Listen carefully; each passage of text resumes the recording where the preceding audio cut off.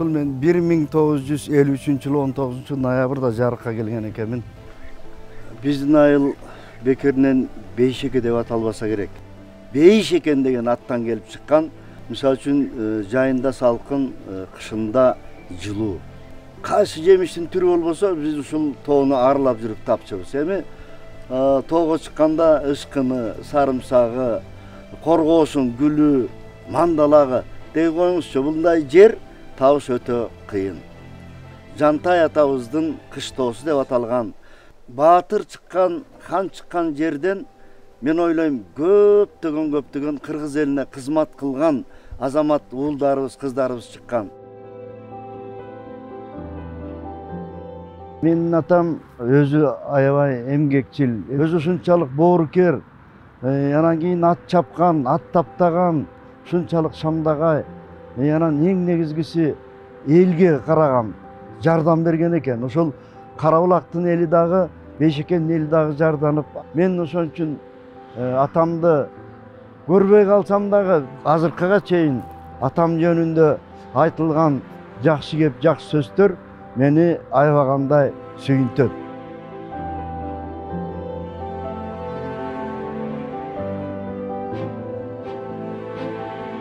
Атам каза болгондон кийин бирибизден бирибиз кичинекей карылгаштын балдарындай болуп, энебиздин көзүн карайбыз.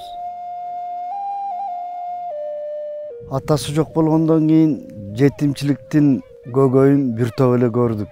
Эмне дейбиз, балдар убактысы бар, ойнойт экен, ар кайсы жака барат экен. Менде андай убакыт аз. Жетимчилик турмушка көз карашты өзгөртөт. Апамдын айтканын жерге калтырбай, баарын аткарганга аракет кылдым.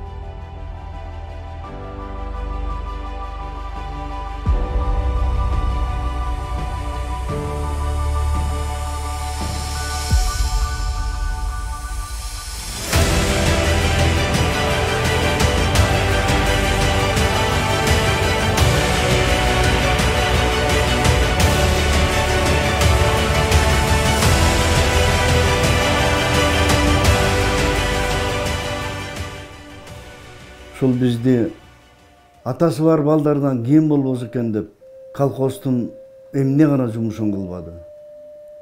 Арык чапты, сугат сугарды, кызылча, кара курай, кой кыркты. Ушул бизге болгон кубаты, күчү, эмгеги, эрдиги мына ушунда жатат. Ар бир айткан сөзү менин азыр жүрөгүмдө турат. Бир жамандык кылбаган, элди ойлогон, жерди ойлогон, элин сүйгөн балдар, кыздар болуп чоңойсо экен деп ички дүйнөсүндөгү болгон энерик мээримин төкпөдү. Айланайын апакем.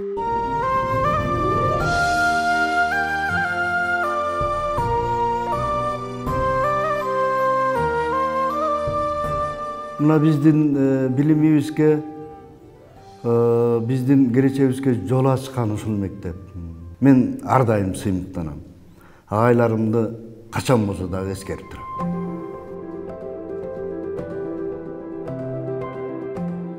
Убакыт жетип 10 классты бүтүрдүк. Келип мамама көөлүгүмдү көрсөтсөм, эми эмне кыласың, кантайым? Элдин баары окуп өтүп атат, оюң кандай деди. Апа дедим, мен ушу 6 айлык шопурдун курсун окуп эле Гүлжакан экөөңөрдү багам дедим. Жер казып иштеп жүрсөм, Беминалов айкем шаардан келип тарых илимдеринин кандидаты эле, декан тарых факультетинде. Мамам экөөбүздүн оюбуз барына каршы чыгып, апама катуу тапшырып, окууга барсын, мен силерди күтөм деп. Анан кийин мамам кайраттуу чымыр басып келип,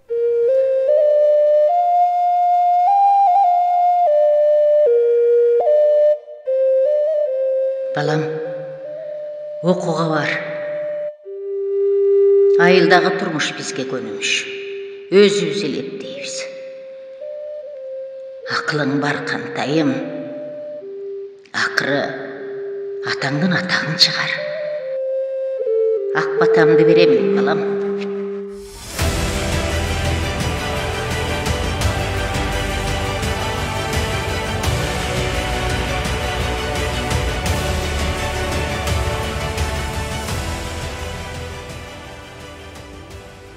Беминал Чөксүстүн жардамы менен Кыргыз улутунун сыймыгы болгон Кыргыз улуттук университетинин студенти болуп калдым.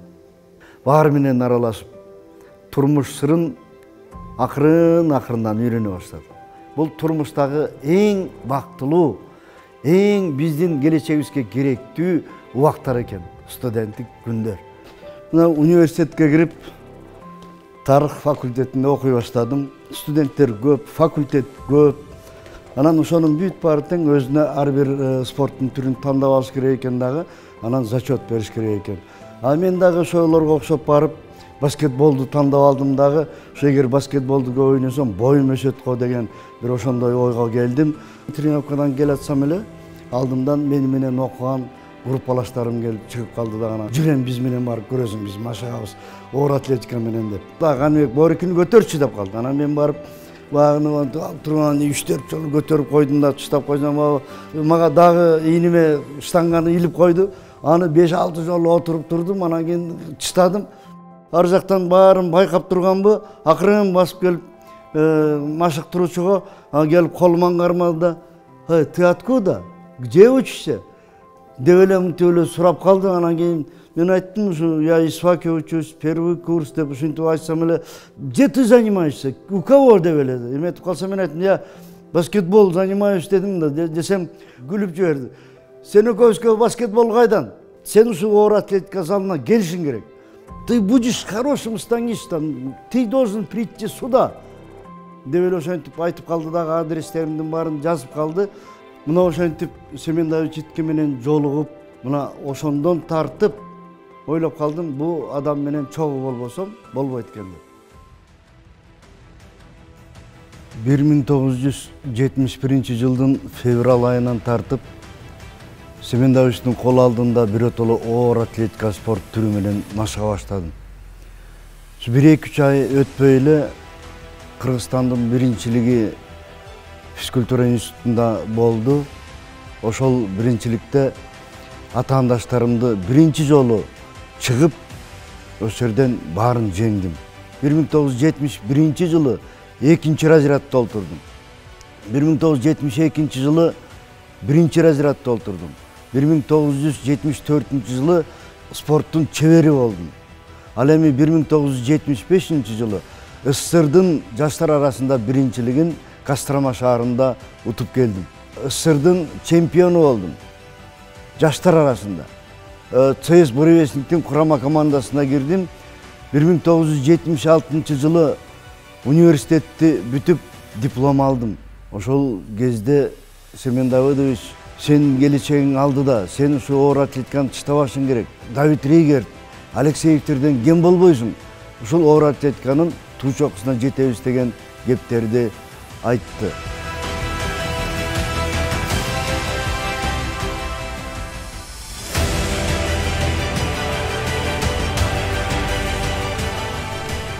Ошол эле жылы СССРдын курама командасына мени кабыл алышты. СССРдын кубогунда 3-нчү орунду алдым.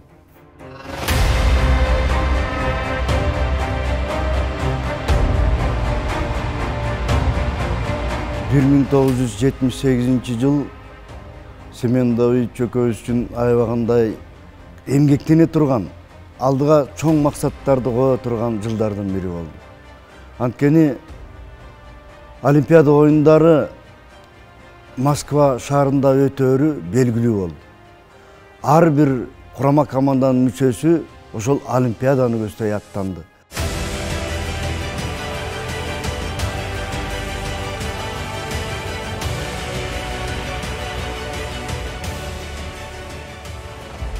1978 жылдын башы бул ысырдын биринчилигинен башталды. Киев шаарында ысырдын биринчилигин жеңдик.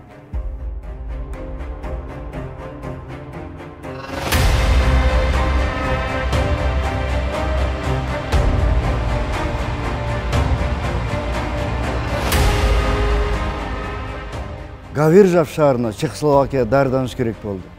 Анткени Европаны утсам, дүйнөлүк биринчиликке барууга мүмкүнчүлүк алат элем.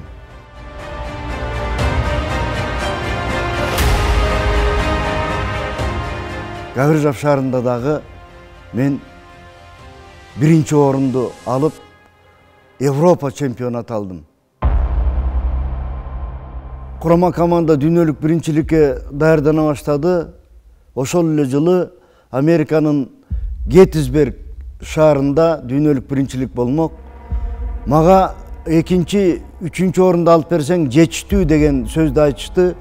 А бирок биздин көкүрөгүбүздө, Иткин Семендович экөөбүздө өзүнчө койгон максат бар эле. Олимпиаданын курама командасына дагы кириш үчүн биз дүйнөлүк биринчилик тутушубуз керек эле.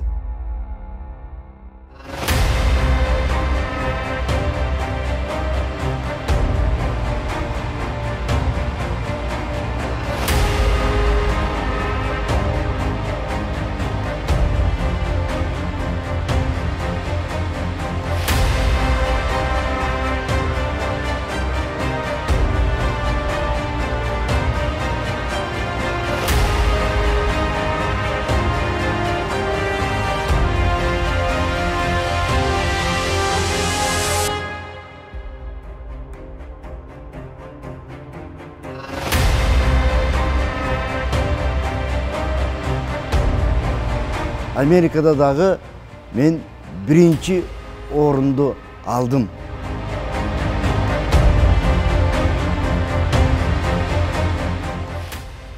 Мындан кийин мына түздөн түз Салоникада, Грецияда дүйнөлүк биринчиликке алып кетишти.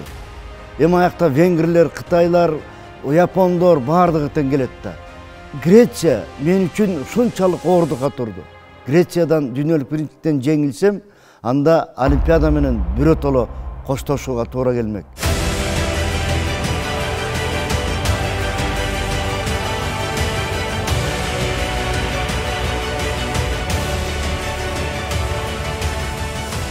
Мен Грецияда дагы катуу таймашта эң акыркы күчүмдү жыйнап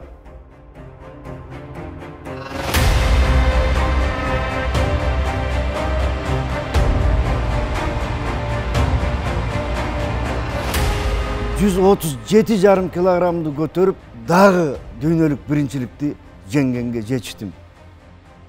Бул өзү чынын айтканда экинчи жолу дүйнөнү багындырган кыргыз уулу, кыргыз эли сыймыктана турган учур.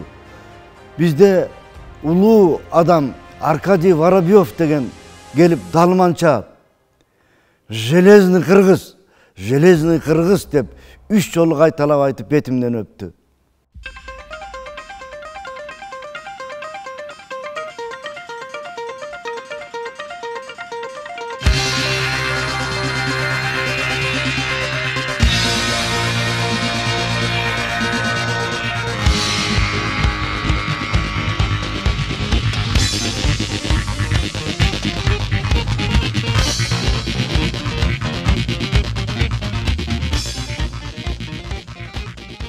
Мына ошентип Москва Олимпиадасы дагы башталды.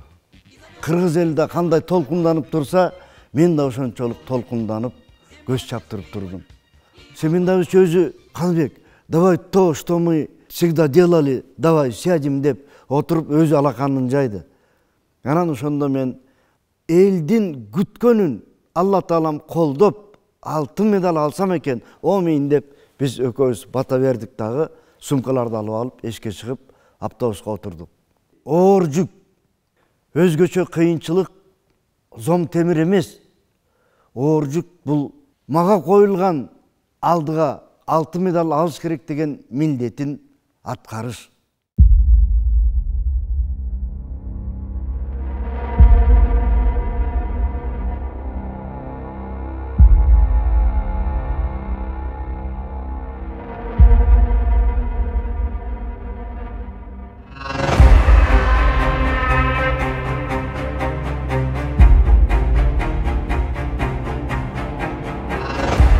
90'dan başlap götüre başlaştı. Mongollar var arasında, Polşalıklar var, Germaniya var, Japonlar var, Koreyler var. Büyük dünya yüzü çoğulgan olimpiyada.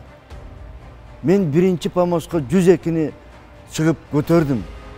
110'ga çıkıp baykağa çürüp aldım. Oşantip men birinci julkup götürüdü 4-nji orunda kaldım. 4-nji olup kalgan soň bayağı taktikaga ötüşübüz kerek bolup kaldı. Maga 137,5 kilogramды götürüş gerek boldu.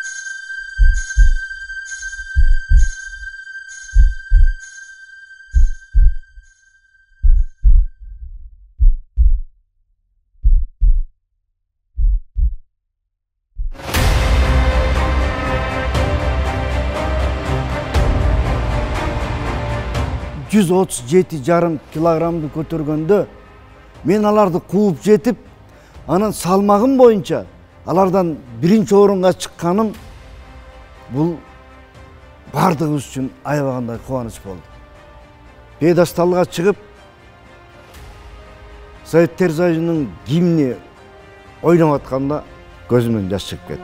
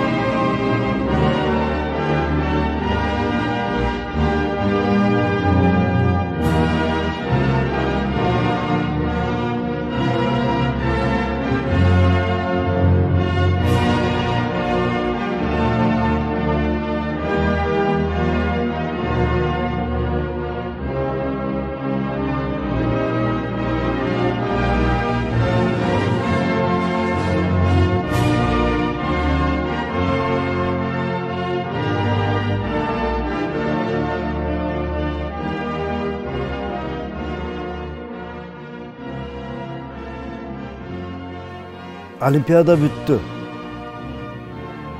Olimpiyadadan kийинки дагы жашоо барды. Ойлошто окшойт, Каныбек ушу менен бүттү деп. Жок, бирок мен кайрадан машыга баштадым дагы 1981-жылы Франциянын Лил шаарында болуп өткөн Европанын жана дүйнөлүк чемпионаттын алтын медалдарын дагы Кыргыз элине келип бердим. 83-жылы СССР элдеринин спартакиадасында коло медаль алып бердим дагы. Ошону менен мен чоң спорт менен коштоштум. Эми чоң спорт менен коштошкон менен бала бакыраны багыш керек. Кайрадан эмгек жолду ачыш керек болду. 1 жыл жумушу жок жүрүп калдым дагы, анан кийин 5 жыл машыктыруучу болуп иштедим. Андан кийин ДФСО профсоюз деп койчу, профсоюз уюмдарынын спорт коомуна зам болуп кел. Ошондо дагы бир жакшы жүрүш баштадым десем мен жаңылбайм. Анткени баягы айыл жергесиндеги жаштарды спортко кантип тартуу маселеси кыйыныраак турган. Мени ошол Кошкордон баштап Казарманга чейин ар бир райондо чабандарга, кыркынга, чөп чабыкка, анан лагерь труда и отдыха ошолордун баарын кыдырдым. Мен өзүм шымаланып, спортивный кийип алып, ошолордун көзүнчө штанга көтөрүп, аркан тартмай уюштуруп, футбол уюштуруп, шахмат уюштуруп, анан кийин ошол приздерин кошо алып барып, волейбол тобу, футбол тобу, баскетбол топтору, анан жанагы волейбол сеткалары, футбол сеткалары, ошонун бүт баарын тең алып алгам. Нарын областын эч жерин калтырбай бүт кыдырып чыктым. Осту бүт кыдырдым, токтоглор өрөөнүн бүт кыдырдым. Ушул жаштарды сүрөп, жалпы кыргыз элин дене тарбияга чакыруу.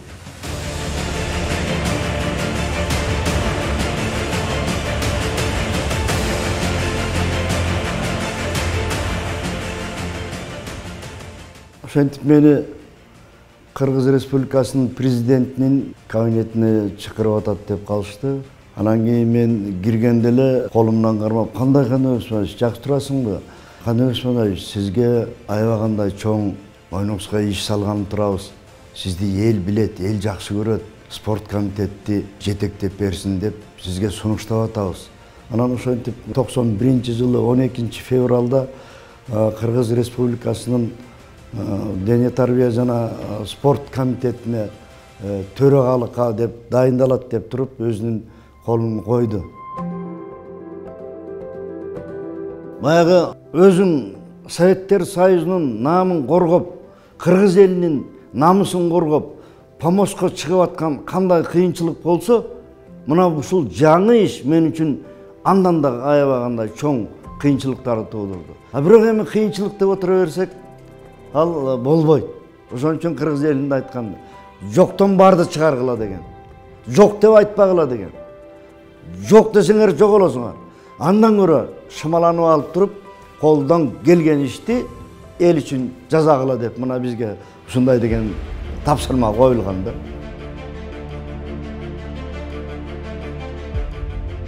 Кыргыз спортуна өтө зор, чоң иш кылган, спорт объектилеринин республикадагы көпчүлүгүн салдырган, Кыргызстандын дене тарбиясына көптөгөн иштерди кылган, Спартак стадионунун атын өзгөртүп, Дөлөн Номузаковичтин атын койгонго биз ушунчалык сүйүндүк. Анткени жаңы эле спортчулар эмес, бу Дөлөн Номузаковичти билген бүт жалпы кыргыз эли жаштары сүйүндү. Архитектурасы сонун көрүнгөн, биздин мурдакы мына Ленин атындагы спорт сарайыбыздын маңдайыбызда турабыз. Эгемендүүлүктү алгандан кийин биз ушул сарайдын атын Кожомкул атабыздын атынан коелу деп чечкенбиз. Ошол чечимде менин дагы аябагандай чоң үлүшүм бар деп эсептейм. Ар бир адам өткөн сайын ушул Кожомкул чоң атабыздын ат көтөрүп турган эстелигин көргөндө өзлөрүнө дем күч алат болуш керек.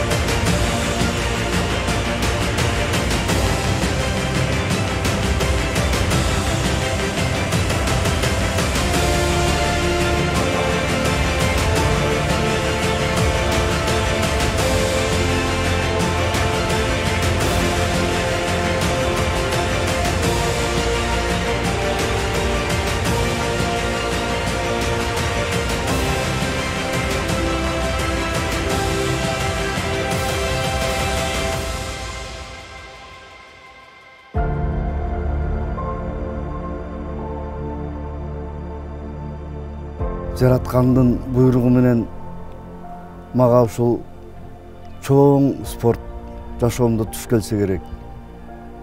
Ойлогон оюм олимпиадалык медаль эле.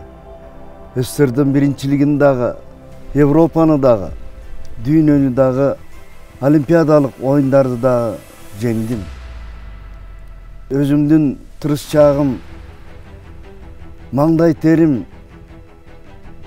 жана таза эмгегим менен жетиштим деп айтсам болот. Элдин мүдөөсү, элдин ойлогону, каныбек деп колдогону баталары менен, Манас атамдын арбагынын колдоосу менен мен ошол жетишкендиктерге жеттим десем жаңылбайм.